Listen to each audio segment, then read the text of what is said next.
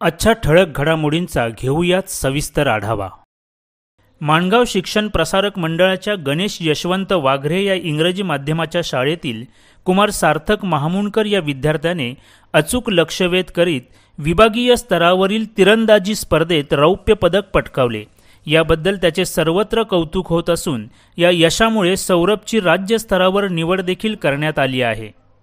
रायगड जिल्हा परिषद मार्फत देण्यात येणारा सन 2025चा शिवभूमी आदर्श शिक्षक पुरस्कार पोलादपूर तालुक्यातील चांभारगणी बुद्रुक शाळेचे पदवीधर पात्र शिक्षक विजय तुळशीराम पवार यांना रोजगार हमी योजना मंत्री भरतशेठ गोगावले व महिला बाल विकास मंत्री आदिती तटकरे यांच्या हस्ते प्रदान करण्यात आला।